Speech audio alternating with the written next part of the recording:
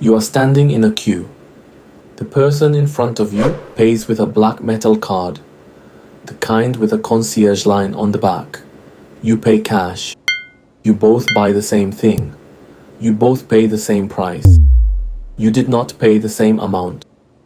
The shop charges one price. It has to.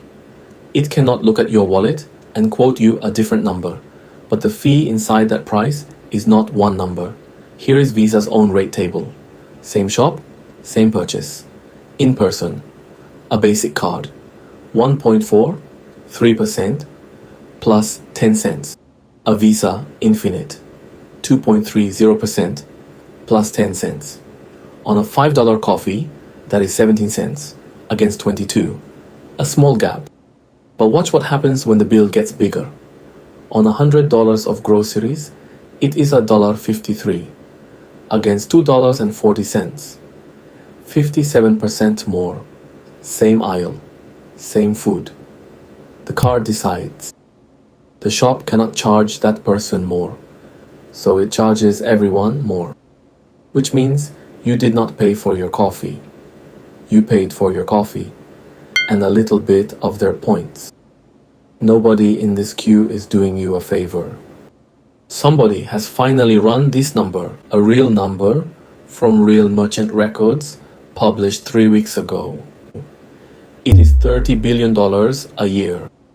And before you decide what you think about that, I am going to show you the strongest argument that it is wrong.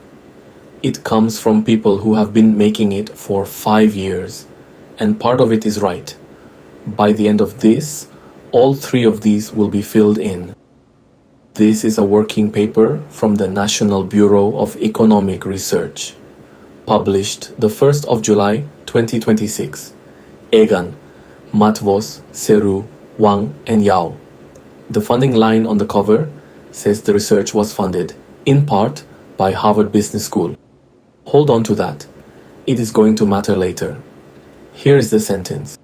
We estimate that interchange fees transfer approximately $30 billion every year, from cash and debit users to credit card users. Read that carefully, because almost everyone is about to misquote it.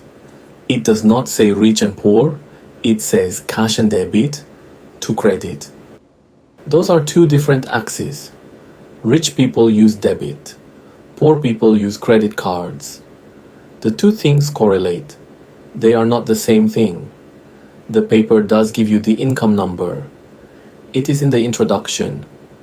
$9.2 billion a year, moving from households earning under $150,000 to households earning more.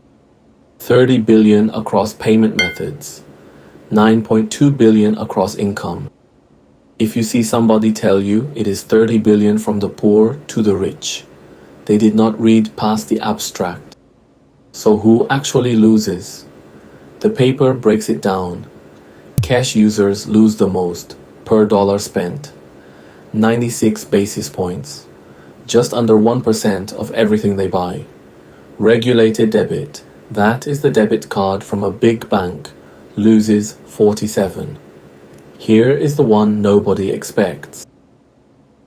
Exempt debit, the card from a small bank or a credit union, minus 3.7 basis points.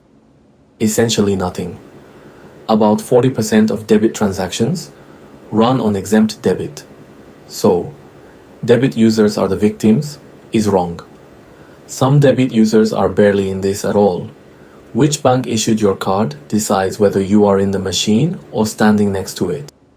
On the other side, a basic credit card, plus 48. A premium credit card, plus 59.5. That is the gap. Not credit versus cash. Premium versus everyone. The paper puts it one more way, and this is the line I would put on a billboard.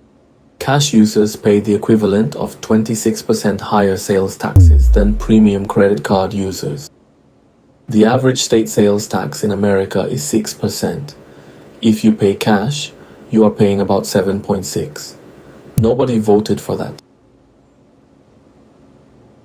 Now, there is a group that has been arguing against this for 5 years, and their argument is better than you think. The International Center for Law and Economics, a paper called Credit Cards and the Reverse Robin Hood Fallacy, 2021. I want to tell you who is holding the pen, because that is what this channel does. That report carries no funding disclosure. The organization does not publish its donors. What it does tell you on the report itself is that the lead author is a senior fellow at the Cato Institute, and he has argued against this kind of regulation for years.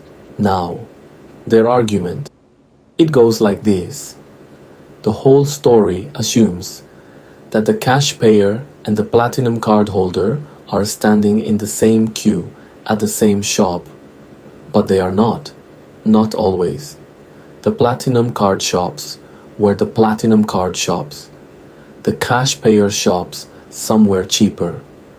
If you never stand in the same line, you never pay for their points. That is a good argument. It is not a trick. It is the single strongest thing anyone has said against this idea. And here is the part that makes this episode worth your time. They were right. The 2026 paper did not ignore that argument. It went and measured it. That is the whole point of the paper. It is in the abstract. Consumer sorting and merchant fee heterogeneity reduce the magnitude of this regressive transfer by 25%, but do not eliminate it. 25%. The best argument against this is worth a quarter of the number, not the number. And there is a second reason it does not go to zero. Where the two groups do overlap, the big supermarket, where everybody shops, the fees are lower because supermarkets negotiate. So the overlap is real and it is discounted, but it is still there. I am going to give you the other side too, because I would rather you distrust me than trust me wrongly. This is a working paper, 3 weeks old. It has not been through peer review. Nobody has had time to attack it yet. And its baseline assumes the fee goes into the price, 1 for 1. That is the same fight we had in the last episode, the pass-through argument. If the real number is half, the transfer is smaller. So, the size is contested, the direction is not. Which brings us to the part I did not expect. In 2010, Congress decided to fix exactly this. It is called the Durbin Amendment. It capped the interchange fee on debit cards from big banks. The point was to help consumers. Same paper, same authors. They ran the numbers on what Durbin actually did. Cash users, plus 1.9 billion, they gained. Small bank debit users, plus 3.3 billion, they gained. Credit card users, including premium, gained too. And regulated debit, the people whose fee got capped, the people the law was written for, minus $9.6 billion. They lost. The paper's own word for it is regressive. And notice what the paper does not have to do here. It does not have to guess what the banks did next. It just measures where everybody ended up. The fee came off the merchant side of the ledger. It did not vanish. And the people holding the capped cards are $9.6 billion worse off than before the law that was written to protect them. I am not telling you Durbin should be repealed. I do not know that, and it is not what this channel does. I am telling you that the last time somebody tried to fix this machine, the machine ate the fix. And the machine is getting bigger. The same paper measures one more thing, the rise of the premium card. Go back to that rate table. Every time a bank talks you into a nicer card, better lounge, better points, metal, heavier, the fee your shop pays goes up, not the fee you pay. The fee the shop pays, which is in the price, which everyone pays. The paper calls this shift regressive as well. Every ad you have ever seen for a premium card was structurally an ad asking the person behind you in the queue to chip in. Here's the machine. Cash and small bank debit go in. 30 billion comes out the other side into credit cards. About 9 of it crosses an income line. A quarter of it is cancelled by the fact that we shop at different places, and the one law written to stop it took 9.6 billion from the people it was written for. So, who pays for your credit card points? Not Visa. We did that one already. Not the shop either. It just puts the fee in the price and moves on. The person in the queue with the worst card, the person paying cash, the person whose bank was too small to be regulated or too big not to be. And on average, at the margin, the person with less money, $9.2 billion a year of it. I am not going to tell you to cancel your card or to stop using cash or to do anything at all. That is not what this channel does. It is not free money. It never was. It is a redistribution, and now you can see which side of it you are standing on. If the diagram helped, like it. That is the signal that puts it in front of the next person standing in that queue. And subscribe. Turn the bell on. YouTube will not show you the next one otherwise, which, if you think about it, is its own kind of machine. One last thing. In 2003, a country actually did it.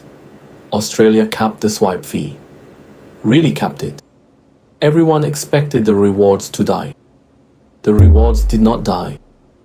Something else happened instead. Something almost nobody was watching for. And in October, Australia is about to do it again. That's next.